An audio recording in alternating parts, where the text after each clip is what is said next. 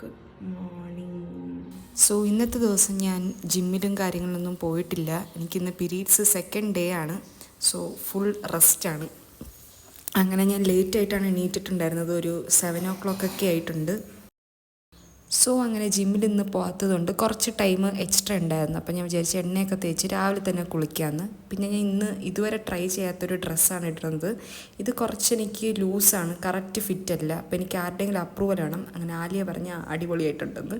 പിന്നെ ഞാൻ അത് തന്നെ എടുത്തിട്ട് പിന്നെ ചെറിയ സ്കിൻ കെയറും ഐലൈനറും കാര്യങ്ങളൊക്കെ. ഇതെനിക്ക് തീരെ പറ്റാത്തൊരു പണിയാണ്. ഇതുവരെ ഇട്ട് എനിക്ക് പെർഫെക്റ്റായിട്ട് ഐലൈനർ എഴുതാൻ അറിഞ്ഞൂടാ.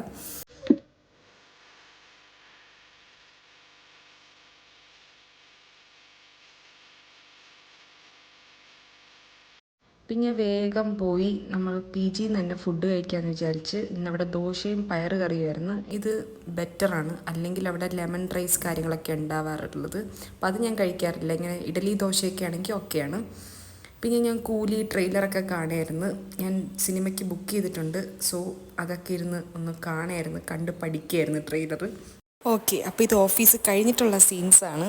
അങ്ങനെ എൻ്റെ ഫ്രണ്ട് മൂന്താൽ തന്നിട്ടുണ്ടായിരുന്നു. പിന്നെ പ്രോട്ടീനല്ലേ, നമുക്കങ്ങനെ വിട്ടുകളയാൻ പറ്റുമോ? അങ്ങനെ മൂന്താലൊക്കെ കുത്തി കയറ്റി.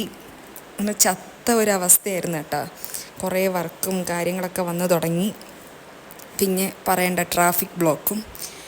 അങ്ങനെ ഇതിനെക്കാട്ടി നടന്നാൽ എത്തുമായിരുന്നു. അത്രയ്ക്കും ട്രാഫിക് ബ്ലോക്ക്. ഒരു 10 മിനിറ്റോളം ട്രാഫിക് ബ്ലോക്കിൽ കിടക്കുകയായിരുന്നു. അങ്ങനെ അവസാനം എത്തി.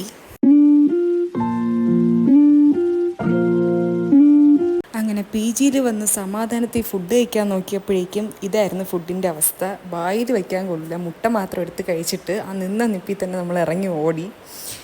അങ്ങനെ അടുത്തൊരു ഫുഡ് കിട്ടുന്ന ഒരു ഷോപ്പുണ്ട്. അവിടെ ചെന്നിട്ട് കൊത്തു പൊറോട്ട ഓർഡർ ചെയ്ത്. നോർമൽ കൊത്തു പൊറോട്ട ആയിരുന്നു, അതായത് മുട്ട വെച്ചിട്ടുള്ളത്. അങ്ങനെ ഈ ചേട്ടനെയും വിളിച്ച് വരുത്തി നമ്മൾ കൊത്തു പൊറോട്ട ഇരുന്ന് കഴിച്ചു. അപ്പോൾ ഇതൊക്കെയായിരുന്നു ഇന്നത്തെ ദിവസം.